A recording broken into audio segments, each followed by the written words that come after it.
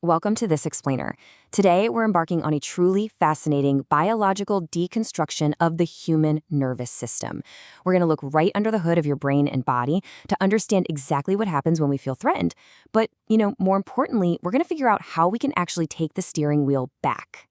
Now, it's a massive, super provocative question, right? Is it possible to literally erase our deepest fears and traumas from our brains? I mean, can we actually rewire our own survival instincts? Well, by the end of our time together today, you're going to see that the science says a resounding yes. But it definitely doesn't happen the way most people think. You are literally about to witness the brain's ultimate hero's journey. Okay, let's dive into this. We'll start with the biology of fear, move inside the hijacked brain, explore the window of tolerance, talk about unlearning fear, and wrap up with some tools to regain control. All right. Section 1.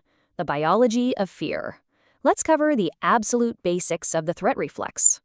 So, to understand how to conquer our internal threat landscape, we really have to respect it first. Because the fear response, it's actually a highly evolved, Nobel Prize-winning reflex. It is not a flaw in your system, it's a beautifully complex setup designed to keep us alive, right? To stop us from making life-ending mistakes. But to really grasp it, we need to break it down. And it all begins with stress. Now, we throw the word stress around constantly, but biologically speaking, stress is just a purely physiological response to a stimulus. It's your heart rate quickening, changes in your blood flow, maybe your skin warming up or cooling down. It's the fundamental building block of the threat reflex. But here's the crucial part. You can experience physical stress completely without experiencing fear. It's literally just your body revving up its engine. And then we step things up to anxiety. This is where those biological building blocks start to escalate. Anxiety is basically that exact same physical stress we just talked about, but now it's directed toward anticipating or worrying about some future event. It's basically your nervous system taking that physical arousal and projecting it forward in time. Which, of course, brings us to fear. Fear is the grand culmination of all these elements. It's a biological reflex that combines the physical changes of stress, the anticipation of anxiety, and a cognitive response. By cognitive, I mean your thoughts, your memories, all laser-focused on an immediate perceived threat. It's this absolutely vital survival mechanism that mobilizes your entire being into action. But what happens when that vital system glitches? Well, that is trauma. At its core, trauma is simply fear that got stuck. It's an operational state where that incredibly intense fear response becomes deeply embedded in your nervous system, and it just starts reactivating unnecessarily. It becomes maladaptive. It's firing off these huge false alarms and limiting our lives long after the actual danger has passed. Moving on to Section 2, Inside the Hijacked Brain, let's look at exactly how trauma takes control.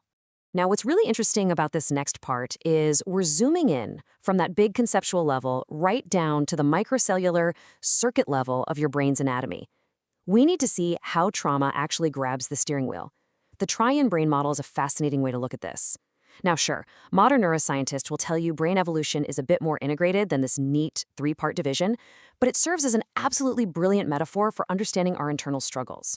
You've got the reptilian complex driving your primal survival instincts. Then there's the paleo-mammalian complex, handling your deep emotions. And finally, the neo-mammalian complex, your neocortex, desperately trying to apply rational, objective thought to the situation. When trauma hits, these three systems literally go to war with each other. And this massive internal battle plays out right inside your autonomic nervous system.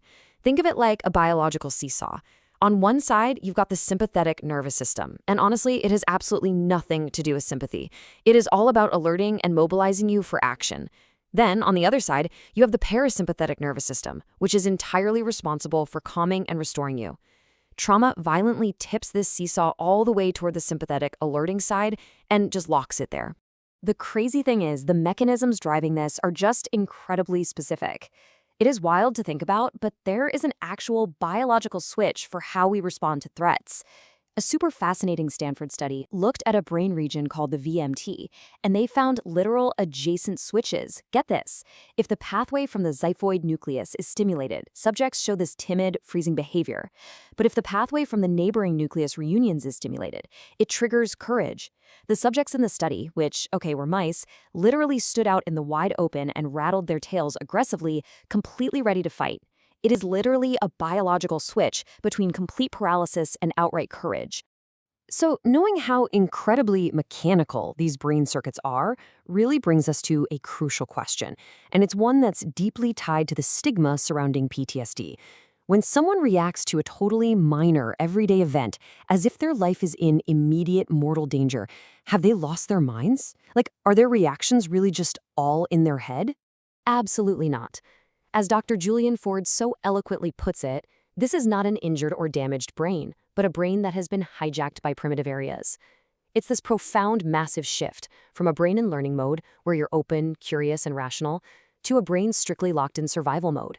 The amygdala, which is our brain's threat detection center, has simply hijacked the car to execute a primitive survival protocol.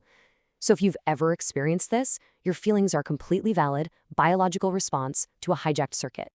All right, section 3, the window of tolerance. Now we're going to look at things on a systemic body level. Let's zoom out for a second from those deep brain circuits and look at the whole body. We really need to explore what physically happens to us when we get pushed to our absolute limits by these hijacked survival circuits. And this brings us to the polyvagal theory, which perfectly maps out something called our window of tolerance. Imagine your nervous system operating in 3 very distinct zones. When you're sitting comfortably in your window of tolerance, you're in the ventral vagal state. You feel safe, you feel connected, and you're socially engaged. But if a threat pushes you into hyperarousal, you spike right up into the sympathetic state. That's your classic fight or flight. Now, if the threat is totally overwhelming and inescapable, you drop all the way down into hypoarousal, the dorsal vagal state, where the body just collapses, numbs out, and dissociates. The tragedy of trauma is that it drastically shrinks your window of tolerance, meaning even the tiniest everyday stressors can violently throw you into fight, flight, or collapse. Which leads us to section 4, unlearning fear and trauma. Let's talk about overriding all of this. So let's shift into the solve phase. How do we actually unlearn or extinguish these incredibly deep-seated fears and widen that window back up? Well, the crucial point is this. You can't just hit a delete button on fear. As much as we'd like to, our brains just do not work that way. To actually extinguish a fear, you have to actively overwrite it. And you do this by pairing the old traumatic trigger with a brand new positive or safe narrative, actively using your prefrontal cortex. It's essentially Pavlovian conditioning, right? You're systematically teaching the brain's threat center a completely new, safe association. Clinically speaking, there are some incredibly proven behavioral therapies that do exactly this. We're talking about prolonged exposure, cognitive processing therapy, and CBT. These therapies gently require the individual to repeatedly recount the traumatic event in rich, specific detail, but crucially, they do it within a totally safe environment. By doing this over and over again, they systematically diminish that old, massive physiological anxiety response. It creates this vital space to relearn a new narrative, one where the memory no longer equals immediate life-threatening danger. And science is actually pushing even further right now with emerging pharmacological tools to help speed up this process. Therapies utilizing ketamine, for instance, act as a dissociative. This allows a patient to recount their trauma without feeling that overwhelming old emotional response, which effectively diminishes the threat reflex. Then you have things like MDMA, which actually floods the brain with dopamine and serotonin simultaneously. That creates a totally unique chemical state that promotes really intense feelings of safety and connection. And that can potentially accelerate the brain's ability to attach a brand new positive narrative to that old painful memory. Finally, section 5, tools to regain control. Let's talk about some zero-cost tools you can use yourself. But hey, what if you aren't in a clinical setting? Well, the amazing news here is that you actually have zero-cost, self-directed physiological tools built right into your own biology to take back the controls and manually widen your window of tolerance. One of the absolute most powerful tools out there is Dr. Andrew Huberman's cyclic hyperventilation protocol. It's pretty straightforward. You take a deep inhale through the nose, exhale through the mouth, repeat that about 25 times, and then fully exhale and hold your breath on empty. So, what's actually happening here? You are deliberately inducing a stressful physiological state. You are dumping adrenaline into your system, but the key is you're doing it on purpose. By manually steering yourself into the stress response for just, say, 5 minutes a day, you actively train your nervous system to tolerate that arousal. You are literally stretching your window of tolerance. Now, on the flip side, if you need to calm down and physically guide a hijacked brain back to safety, you can use Bishop's basic vagal nerve exercise.